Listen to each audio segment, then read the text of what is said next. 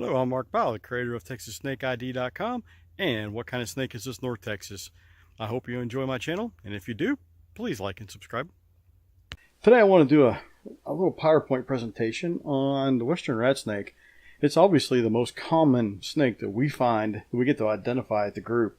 I think last year we did a little survey and we came up with 47% of all the snakes that are found or asked for an identification on our group were Western rat snakes. So I thought it might be fun to kind of go through the Western rat snake and talk about it a bit and see if we can learn about it. So the Western rat snake is a large snake that likes to climb trees here. A lot of people post them. I'm trying to make sure my audio is okay. I don't see anybody posting a comment, so. A lot of people are kind of getting in the room. I only got 4 viewers right now, so I give it a few seconds here to build up some viewership.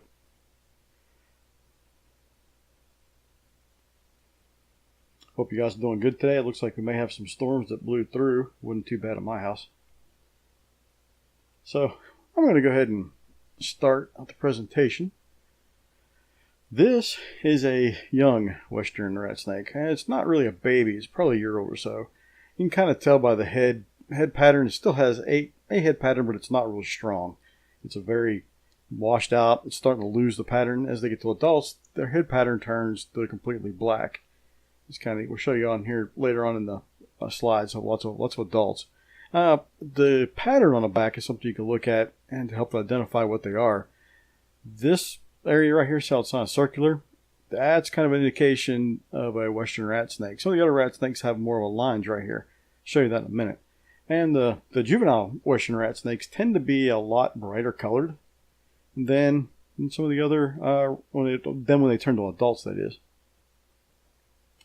This is one that's a little older. It's already lost the head pattern, and it's still got fairly bold pattern down its back, and it's not very long. As you can see, they're kind of different colored. This one is kind of the browns and the, not really blacks, but dark browns and kind of almost some reddish color in between the scales. It's kind of a neat one. They come in so many different colorations. That's kind of one of the reasons it makes it a little difficult for some people learning to figure out exactly what they're looking at, because their patterns are really the same, but the colorations are different. So let's take a look at some more, like this one. I mean, that's pretty yellow. Lots of yellow in there. And where it's yellow, sometimes you get reds, and you can get some nice cool red colors in between the scales on some of the larger rat snakes as well. Sometimes they have this white pattern. You see this little white right in here? That's kind of neat. Not all of them have that, so that's nothing you can point to. Oh, if you see that, it's got to be a Western rat snake. Nah, that's just kind of one of the neat things that some of them have. And I've noticed the pattern on the side sometimes looks like almost the state of Texas. When you kind of look at that, you can kind of see what I mean by sort of the state of Texas right there. It's kind of neat. But that round pattern, and then you have kind of almost makes points, because this is round. The darker area, it kind of makes kind of a point here, a point over there, and then when it comes around the side, it kind of dips down. So it makes several points around here. It's not just a nice square like some of the other rat snakes. And as you can see, this guy's getting a little older. He's almost lost all the head pattern. He's got a little bit back here in the neck. It's kind of neat. As you can see, though, they stick to trees really well. Here's another one. Whoops, too far. Let me just go back. There we go. As you can see, this one has got, what? Okay, there we go.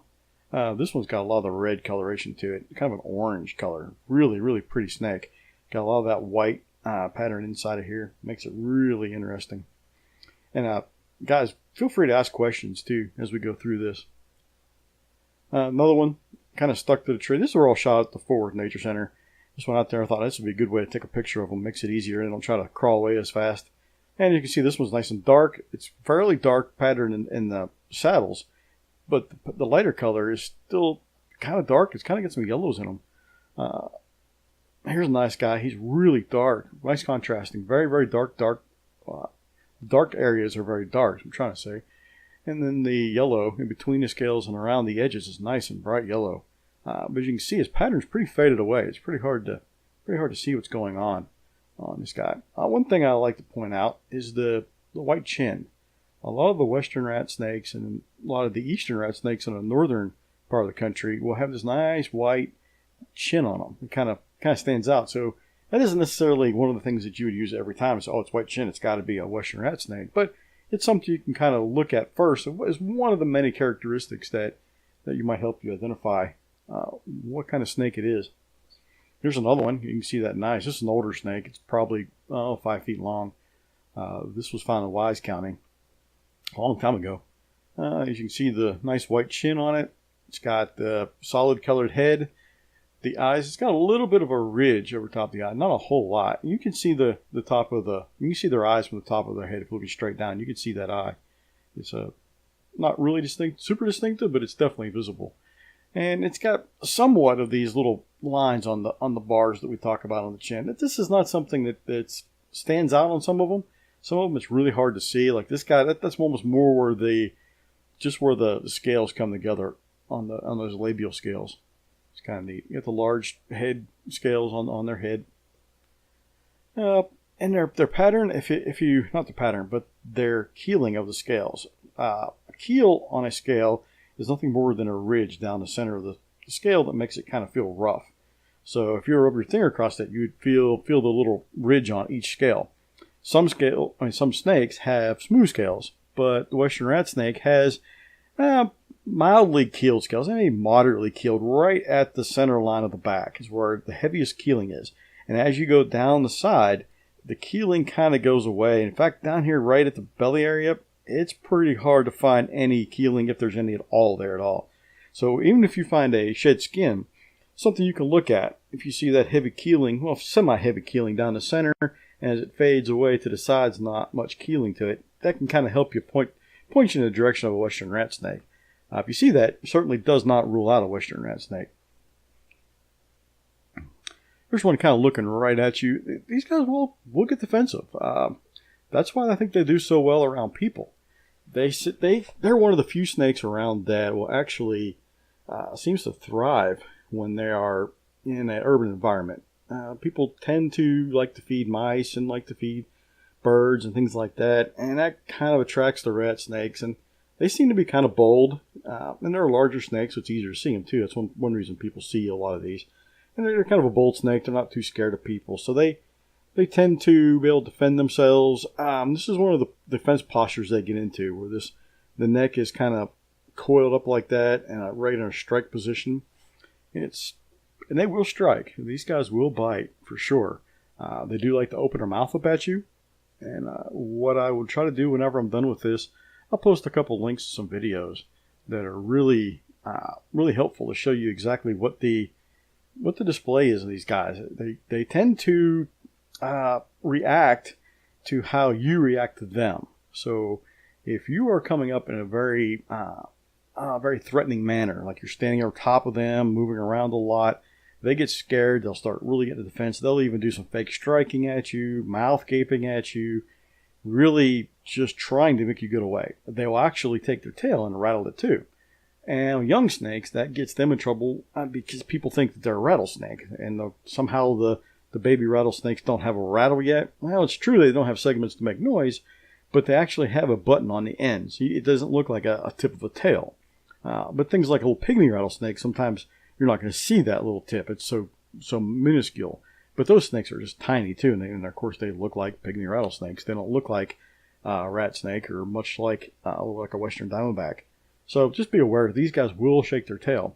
And I've heard a lot of people say that rat snakes shake their tail to mimic rattlesnakes.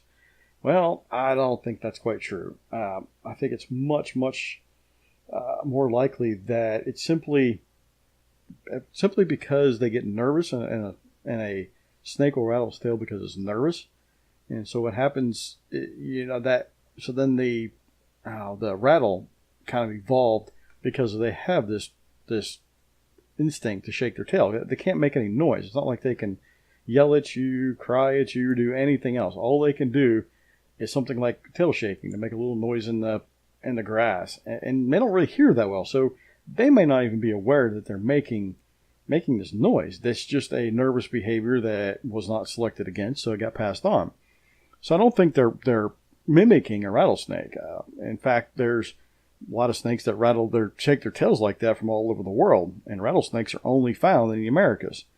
North, Central, and South America. So you don't find those in any other part of the world. So how would these other snakes not even be associated with the rattlesnake? So it doesn't make any sense. But anyhow, I digress. That's not much to do with the Western rat snake. Of course, they love to climb. So often you find them in situations like this when they're in trees and hanging out. Well, one reason they like to go in the trees is one of their favorite food sources is birds. So a lot of birds nest in trees. Not all, but a lot of birds nest in trees. So they go up in the tree and go up there and try to get a snack, and they'll even hit the nest and eat the eggs out of the nest. They really like that. Some of the other things they eat. Let's go through what their diet is. So primarily they're eating mice, rodents. Of course, mice is a type of rodent, but they're eating rodents. And rodents are like mice, rats, moles, voles, and squirrel. They'll also eat other things like every once in a while they'll eat something like a lizard, and it's not something they typically do. But I've seen a few photos around and read, and have seen that they will eat lizards on occasion, but it's not like part of their main diet. But they will. It's kind of neat to see them eating a lizard, like a Texas spiny lizard or a mole. This is another cool picture of them just hanging out there. As you can see, that nice white chin on this guy really kind of stands out. It's something you can notice pretty easily. They like to climb buildings. So they will climb sometimes right up the wall of a building. Like this is just at the Fort Worth Nature Center, and I actually put the snake there and let him crawl up in the corner there as a demonstration. But as you can see, they don't have any problems climbing at all. They're quite good at it. So even up the side, in between those mortar bricks, and yeah, he's completely off the ground. I didn't get the whole picture of him. But let's look at the identification things. He's got the band across the nose. He's got these round, light-colored areas, and these dark areas are kind of pointy-shaped. And as you go down, as you can see, these are more noticeable a lot of times. As they get older, especially, this kind of fades away. That roundness kind of will go kind of straight. But the marking on the sides will be different too. And they can stick really incredibly like this. And no, you can see in the back, that's vertical. I didn't tilt the camera or anything weird. So this is actually vertical, so you can see how far off vertical. And I had to pull him off. And I was pulling him off, and it was like Velcro coming off that tree. The reason they could stick to trees like that so well is their scales on their bellies flip up a little bit, and they grab on to the tree, and they can hold on that way. So each one of the little belly scales is long and thin. It's a lot different than the back scales. And they use that to hang onto the tree and climb up. It's quite fascinating, and they're really good at it. And this one was probably 15, 20 feet in the air. That took us a long time ago, and that's a pine tree, one of the longleaf. I don't know if it's a longleaf or which pine that was actually, but it's been a while. Their range. Where does western rat snake range? Well, if you look at the chart, western rat snake is this color, so that's this color over here. And, of course, this is Texas, and that's Oklahoma. If you look, this is pretty much the Mississippi River right down through here. So it's somewhat safe to say that they are west of the Mississippi River. As you can see, there's some areas over here of uncertainty. So that means that you probably have some hybridization between the gray rat snake and the western rat snake. And I did mention earlier that up the northeast, sometime in this area here, that the rat snakes, the eastern rat snake is what I said, has the light colored chin, but obviously that's the gray rat snake. I forgot they changed this. This used to be the black rat snakes and stuff all the way through here, and then they changed that now to the gray rat snake. And the gray rat snake used to be totally different. They get it all wacky now, in my opinion, a lot of people's opinion. Anyhow, so their range is basically on the west side of the Mississippi River. One other thing you can so basically, let's look at more of the microhabitat. Where are they actually living inside of here? They don't use all the habitat up, usually. So these guys are considered pretty much generalist. And a generalist means they can generally live anywhere. So they don't have a very, very specific location or a habitat they need to live in. They're a little more general. So they can live anywhere from near waterways and the forest areas. They can live in downtown areas. They can live in suburban areas. So you find these guys in lots of different habitat types. They just kind of everywhere. That's another reason they're so commonly found. They're a very, very fascinating snake. But where you don't find them, as you can look at this map, is you don't find them way over here in the Panhandle, way out here in West Texas, or deep South Texas. And if you know anything about these areas, these are pretty dry areas, pretty dry and arid areas. There's just nothing a whole lot there, not a lot of forest, and it's pretty dried out. And these, if you're to follow them down, I believe are river systems. So this is where there's more forest and a little bit more moisture area. And you can see all the little fringing areas coming around. So it's pretty safe to say they need a little bit of moisture, and they do like some trees. That's something they do like.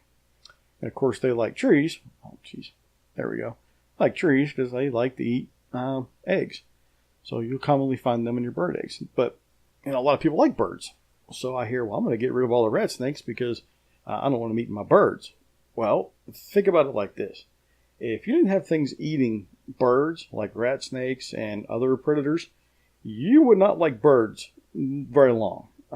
Birds would take over. They would be just so many birds everywhere. Your car would be covered with bird poop, and they would start using up resources, all their resources, which would impact us because a lot of things they eat are grains and seeds and things like that. Next thing you know, those seeds aren't growing anywhere else, and it just causes all kind of ripple problems. So it's even beneficial for them to eat up birds every once in a while. People don't realize that, but you need a predator around. Keep things in balance. Another common nickname for these is a chicken snake. That is a chicken egg. This is my snake. I still have him. He is 6.5 feet long, and he had no problem getting his chicken egg down his throat. They can eat, half a dozen or more chicken eggs without a problem. This one did something unique, and I need to maybe test this with other snakes and video it. And I noticed they kind of did this when I had several of them. I thought it was a great idea to start feeding them eggs. Eggs are pretty cheap, easy to come by. I just toss an egg in there and let them eat eggs. Hey, sound like an easy way to keep my rat snakes fed. Well, that was a bad idea. Really bad idea. What they did, and this snake didn't, I know a couple other ones did it, but I need to video it and document it, is this snake got this egg about in here somewhere. It looked like it was having trouble swallowing it. It was rocking back and forth, and it was really, looked like it was like, oh man, I'm going to have to help this thing get that egg out or something. Maybe it can't swallow it. But I know a snake a lot smaller than this can eat a chicken egg. Well, next thing you know, it popped. The chicken, you can hear a little pop in there. And it started, you could see it was drinking down the yolk, and after a little while, it spit that egg back out. Now, there is an African snake called the African egg eater that does that, and it has specialized little vertebrae in here that actually break the egg, and that's exactly how it eats. But that's not been documented in the Western rat snake, and I haven't seen a skeleton to look and see if there's anything in here in their vertebrae that could assist in breaking an egg. I don't know if it's just one, he just has a habit of that. Maybe he does have a problem swallowing it, and he ended up breaking the egg. I don't know. I need to do a little more research on that to see if this is something that's common or if it's pretty rare or is it a one-time deal. But it shouldn't be too hard to test. They readily eat chicken eggs. They love them. So what do you do if you find a chicken snake or a Western rat snake in your chicken coop? I think the best thing to do would be to put some hardwire cloth up. Hardwire cloth will basically physically keep them from getting to your chickens and other predators too. I mean, there's lots of things to eat chicken. So if you put up some hardwire cloth, and you've got to be diligent in sealing up your chicken coop. As you saw earlier, they climb really well. So you've got to completely go all the way at the top. It's got to be completely covered. Can't be any gaps, any holes, anywhere in that. So things around doorways are a little tricky. You have to find a way to seal that up and keep out all your predators, including your Western rat snakes. Let me take a look, see if there's any questions. Okay, somebody asked, is there any color differences between the males and females? Size differences. And the Western rat snakes, there really isn't any color difference at all. You can't tell what colors on a male and female. And as far as I know, there's not really any size difference probably. I know the big one I have is a male.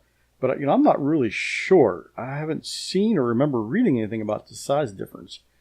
But, it's possible. It's something nice to look up. We can do some research on that maybe later on and find out. And I'll get back to you. But I don't think there is. All right, let's look at some pattern differences on some of the common snakes here. We've got the adult Texas rat snake, and this is a juvenile Texas rat snake. Notice, I have Texas rat snake here. This is an old nomenclature. These were called Texas rat snakes at one time. That name got changed to Western rat snake, and the Texas rat snake kind of got lumped into a lot of the black rat snakes, and it became kind of a mess. But currently, there is no such thing as a Texas rat snake. It's actually a western rat snake, if we like it or not. A lot of us aren't going to give up that old habit of calling them Texas rat snakes. I catch myself doing it from time to time. But it's good to know that things are changing over time. So it may change back to Texas rat snake. I don't know. We'll have to wait and see what people do to find out. So let's look at the rat snakes first. The Texas rat snake the adult rat snake and the juvenile rat snake. As you can see, the juvenile is much more bold of a pattern than the adult. It kind of starts fading away and bleeding. It's not as much of a sharp line anymore.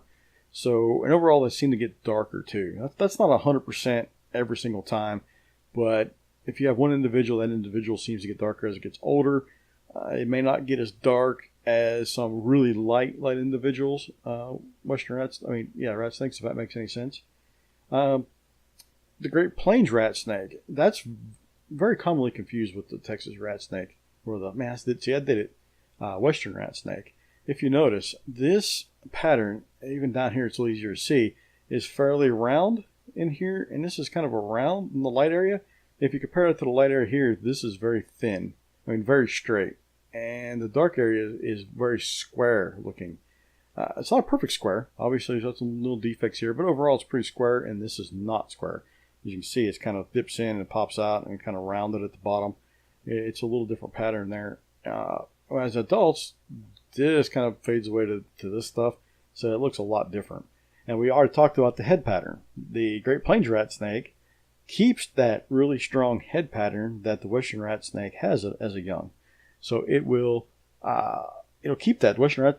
So if you see a larger snake, you see something 3 feet long or even 2 feet long that's got a really strong, nice bold head pattern, it's extremely unlikely to be a Western rat snake. It's almost guaranteed to be a Great Plains rat snake, or maybe even a prairie king snake.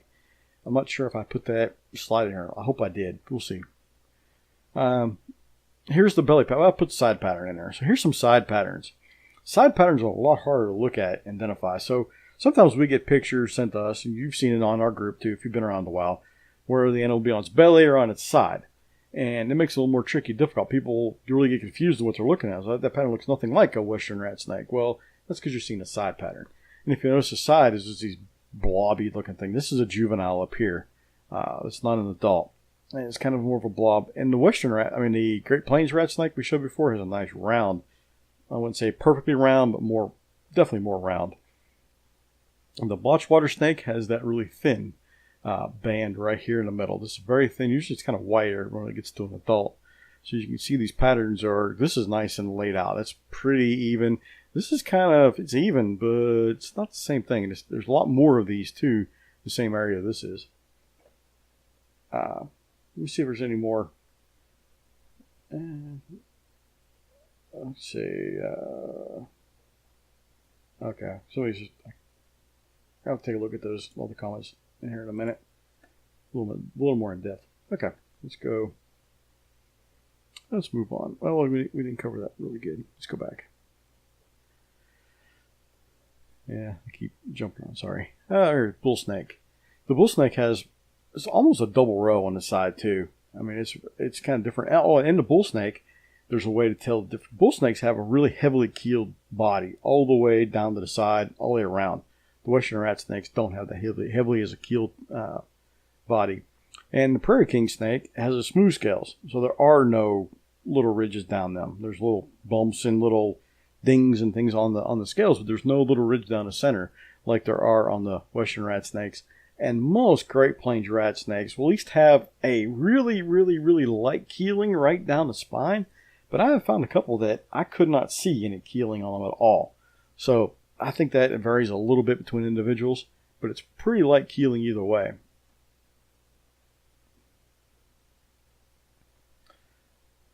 Okay.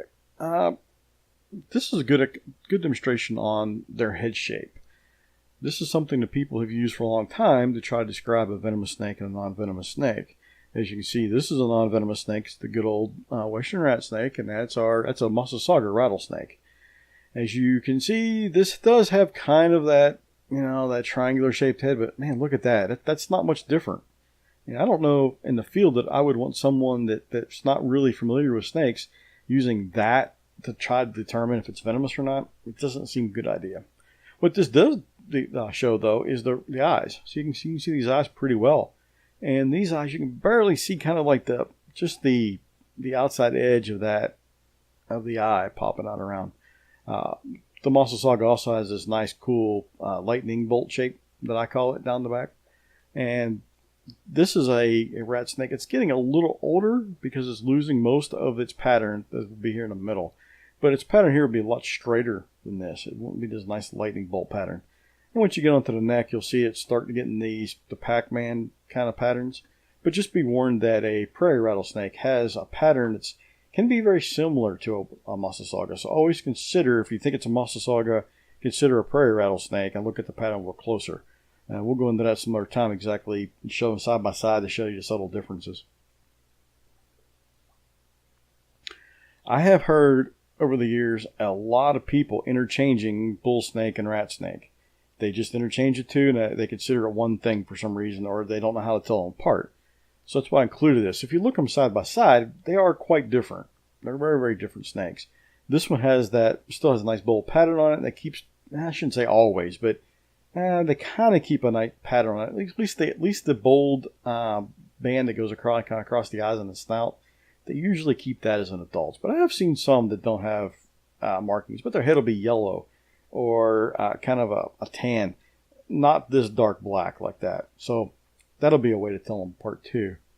Of course, you got the round blotches here, and you don't really have the round blotches. It's more of a bands that go across the back. Of course, they're heavily keeled too.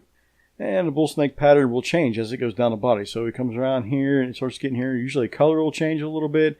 And then once it gets by where the vent's at, that's basically where it goes to the bathroom. They call it the vent or the quaca. It turns into bands. And you can see how it's kind of banded down through the tail. So these guys will sometimes put a really cool threat display where they're coiled up and they're rattling, they're shaking the tail back and forth, and they're hissing, and they have a little fleshy membrane that goes over the end of the windpipe that vibrates back and forth that makes a sound that's somewhat of a rattlesnake type of sound. And so that can really fool people into thinking they're rattlesnakes. Hey, what has more attitude? A Texas rat snake or a teenage girl? I can tell you, I've got a teenage girl. I got two of them in the house. There's a lot more attitude than a good old rat snake. Rat snakes are pretty predictable. Teenage girl, there's no predictability at all to that. I like them both. At least my teenage girls are pretty cool. Their tongues, you see, kind of red tongue, and it is forked. And no, they don't actually smell with their tongue. They use their tongue to help facilitate them pulling an odor to be able to smell. It's kind of equivalent to you saying you use your lungs to smell. Well, yeah, your lungs pull in the air that goes across your sensors in your nose that change the chemical to electrical signal. That's really where the smell is happening. Same thing in a rat snake. When they stick their tongue out, they're pulling molecules out of the air. They're pulling it back in. They're rubbing it on a pad on the bottom of their mouth. That pad then is shoved up into a Jacobson's organ at the top of the mouth. That organ is what takes the chemicals in the air and turns it to electrical signal, so they know how to smell. So they know what the signal, what the smell is from the odor.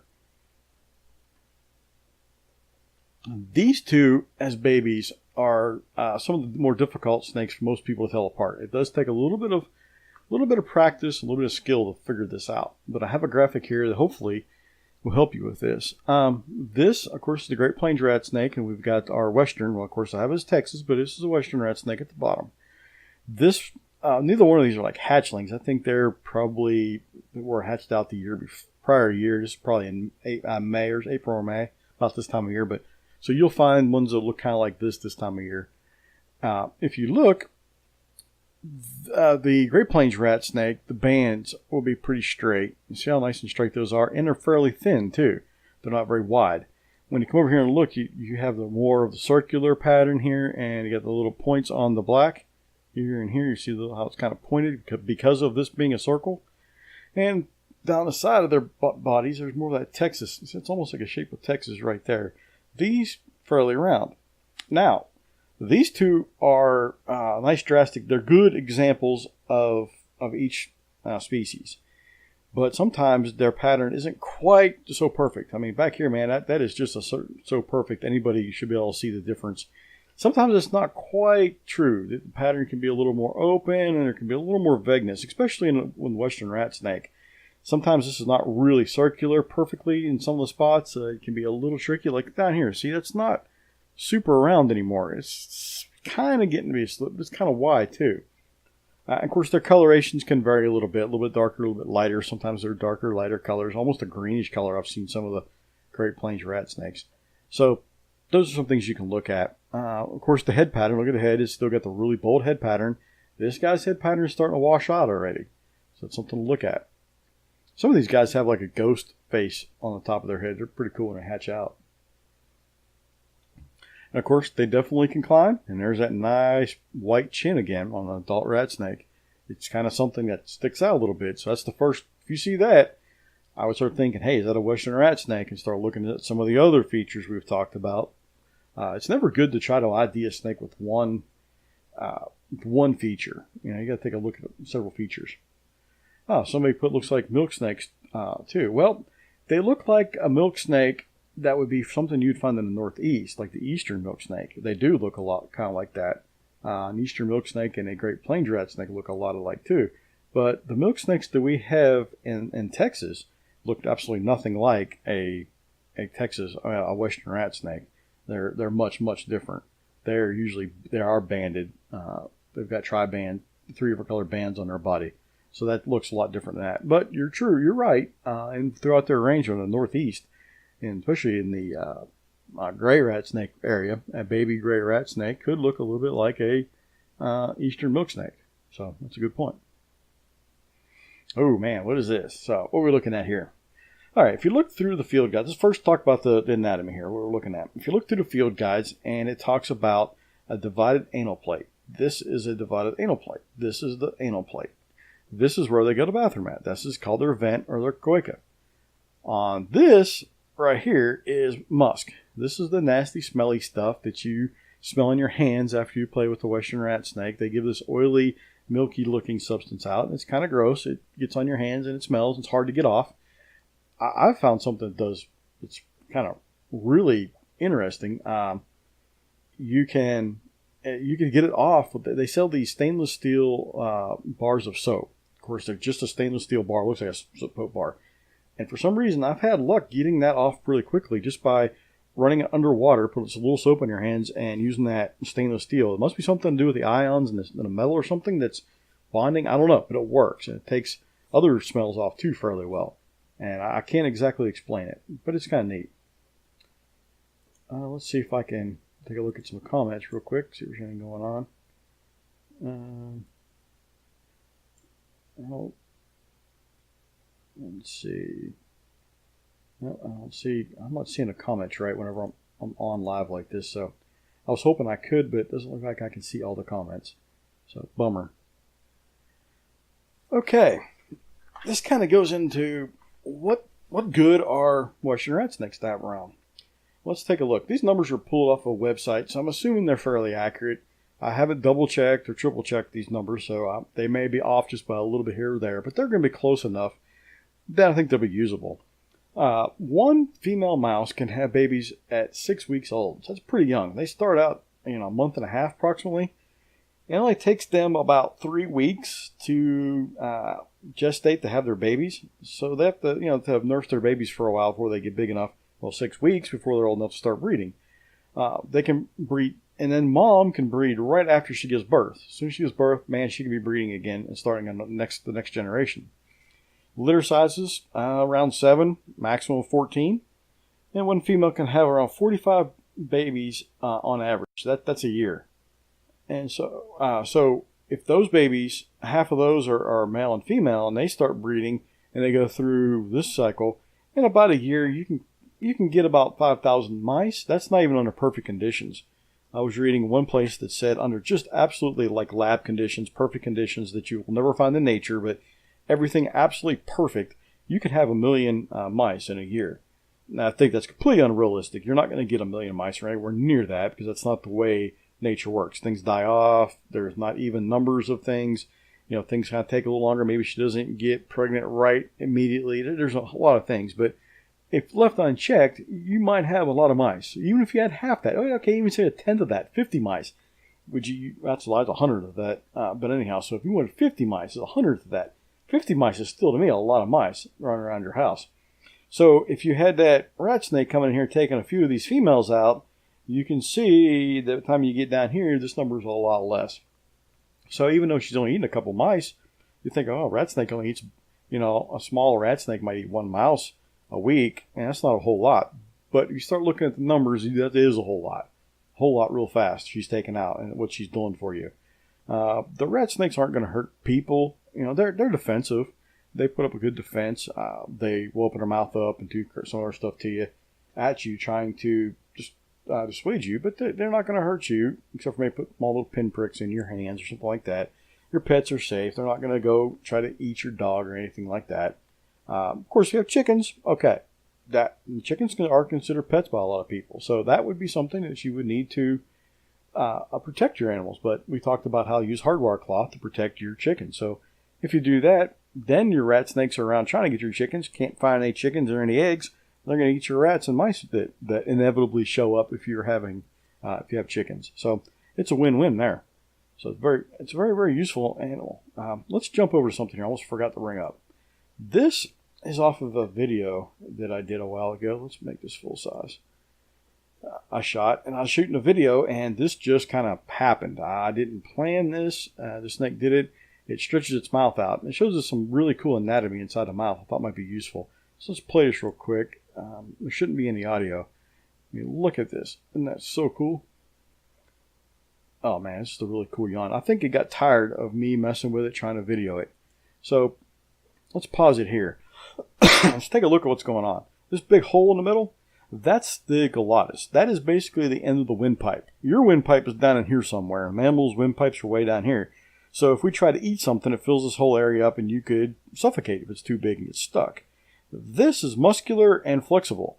This can actually move to the side of the mouth and work as a snorkel of sorts. This snorkel can let them breathe when they have a whole big giant mouthful of food. The bottom jaw comes around and stops here. It's not actually connected in the middle. It's not connected in the middle. There's ligaments and stuff in the middle here. So that allows this jaw to go this way and that one to go that way. I thought I did that. I messed up. Let's try to go back where we're at. Let's just let that play for a second. You can watch it again. And you see how it stretches on the top. Their skulls are nothing like a mammal skull, pretty much. I mean, there's not a whole lot that's similar. So let's look. So there is the opening of the windpipe we talked about. Right in here, you'll see in a second, there's a kind of, you can't really see it very well, it's the hole. That's where the tongue comes in and out at. So the tongue comes in and out right here. Of course, that leads on down to the stomach. There are bones that come right around here. And there's another set of bones here. On the end of those bones are our teeth. Those are the jaws. So there's a set of jaws here. And there's also an inner set of jaws here. And of course, that's true for the other side as well. So they have 6 bones with teeth on them. So they got one here, one here, one here, one here, one here, and one here. So let's watch. These teeth are normally pointed down and back. So right now they're pointed straight down and back. You'll see the snake rotate those teeth out. Can you rotate your teeth? I can't rotate mine, but watch this. This is really cool. See how those teeth rotate out and then these teeth right here move? They're actually not connected very well. They're not like connected to bones. Especially this is just floating in there. It's connected to tissue only. It does not connect to the skull in any way. This is very loosely connected and has some malleability. You can actually move where it wants to, where it can tweak that around. It comes in very handy if you're trying to eat a large prey item. So it's very cool. So let's see, what else can we look at this? Let's just keep playing it because I think it's just totally cool. So their skulls are I mean, just a lot different than ours. They're not as solid. So whenever you try to like grab them behind the head, that's what people do. It's a really bad idea because you can actually injure or hurt them by doing that. And because their heads are not solid and they can actually turn their skull. You'd be surprised how well they can turn their head around and use these teeth to get into your thumb. So if you're wanting to pick something up, I'd recommend not picking up a rat snake. It's not really good for the snake or you. So let's get out of here. Let's go back to our PowerPoint. There we go. So we were talking about the gestation periods. Okay. Yeah, you shouldn't have killed that rat snake. So that brings us to my last slide. What good is a Western rat snake? I kind of left this open. I didn't fill it in. And there's a reason for that. Because sometimes there are things that benefit you or are considered good that you can't even possibly imagine, and we may never even realize. There's things that all seem unrelated, but they're not. Things like, wolves up in Yellowstone Park. They found out that the elk were destroying the shoreline and the river line of the river they're running through there, and it was causing lots of erosion, lots of other problems.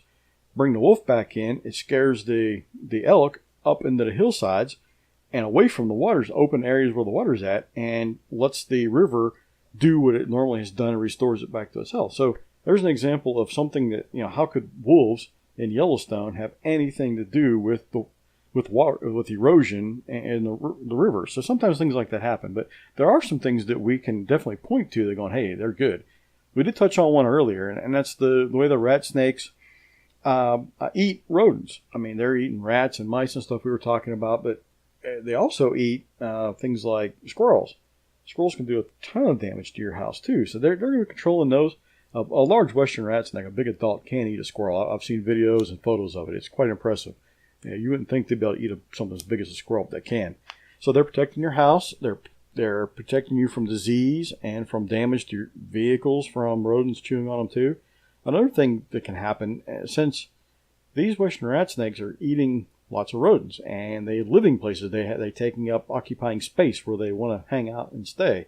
They consume water also. So if they're there doing their job and they're keeping rodent levels under check, everything under control, it's harder for another snake, even another rat snake, even another non-venomous snake, or something like a Western diamondback, from moving into that same area because that snake is using up the resources. So what if you were to go and find this rat snake, get scared, and kill it? Well, now you've removed that predator from that habitat. Now, after a while, your rodent population is going to start increasing and establishing itself better, and that's liable to cause another snake, and maybe Western diamondback might be, or it might be something totally different. It could be just a non-venomous snake. We don't know. But you have the potential of a venomous snake moving in and taking up those resources and enjoying itself where that rat snake used to be. So I don't even like to go out to people's houses that have seen a snake or would like me to relocate a snake when I see that it's a non-venomous snake, especially like a rat snake. It seems wrong to me to take that. I use the word harmless loosely because they're not going to send you to the hospital or anything. Yeah, they can put little pinpricks in you and stuff. That's harm, but realistically, they're harmless snakes, harmless animal. Remove that harmless animal and leave them exposed to having a dangerous animal move into its place. I mean, that doesn't seem right to me. So I usually try to talk people out of removing a non-venomous snake off their property. If they're going to kill it no matter what, if I don't take it, or they just adamant it has got to go, I explain this stuff to them and then I'll take it for the animal's good. But I don't really like to. Now, venomous stuff, no problem. I'm coming out moving that.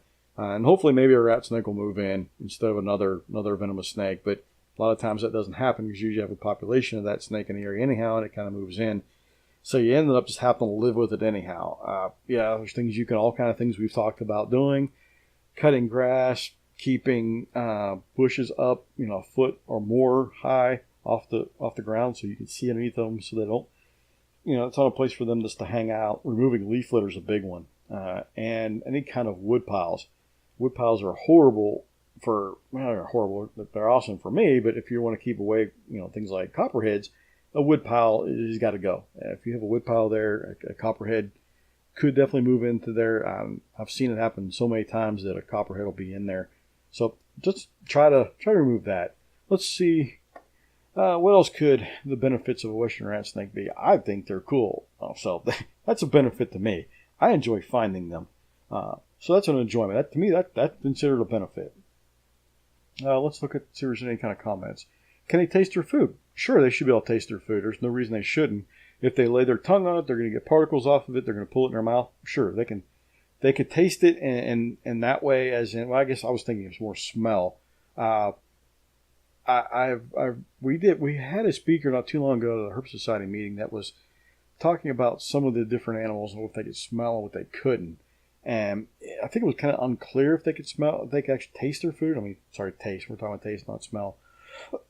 It was a little bit unclear. I don't think they can taste the way you and I taste things, or the way we enjoy the taste. I don't think it kind of works that way. I don't think there's any sensors in there for that. So I think that's unlikely.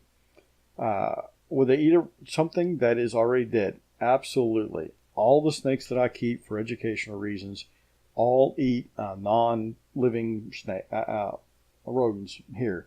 Everything's all pre-frozen, and then I thaw it out completely and feed it. So that's normal. And in a while, there's no reason they wouldn't eat a freshly killed animal. I know people found road-killed, rats and squirrels and things, and have found different snakes, rat snakes and other things, eating on those. So there's really no reason that couldn't happen. And so thank you for joining me today. I'm going to post a couple links to some other videos when I'm done here. And I actually have a quiz. I don't know if you saw I posted earlier. I've got a quiz that I made up just for this presentation. So I will post a link to it too. Feel free to take the quiz. If you paid attention at all, this quiz you should get 100% on. It's fairly easy, and I covered everything. There should be it should be simple. We see, only thing I didn't really touch on is clutch sizes of them, and they're like, I don't think that's any of my questions or anything, but the clutch size usually about 5 to 20 babies. So if you have any questions, post them now. I'll see if I can see them. Hopefully, I'm only seeing a few, and it's not giving me all, and I don't know how to fix that. You'd think that it would show me everything, but it doesn't seem to be. Now, hang on, there's a delay from when I say something to whenever you type it to whenever I see it. So I'll give it a few more seconds here. Boy, I wish I could see that. Let me pull up my phone. Maybe if I'm on my phone and pull up just real quick, I can look at the comments, because I see that there is 20 comments, but I'm only seeing about 4 or 5. So I know there's more comments than what I'm seeing. So give me a second here. There's my. Okay. Oh, yeah, it looks like I can see more comments. All right. No, I can't either. That's weird. Let's see. Yeah, Okay. All right. Well, thank you for joining me. Maybe I'll do this more often. Leave a note in the comments if you'd like me to do this again, and maybe even suggest some type of topic. Something obviously related to native snakes here of Texas, but I'm kind of open for doing whatever. I'll take comments and let's see what you guys can come up with. So I appreciate it.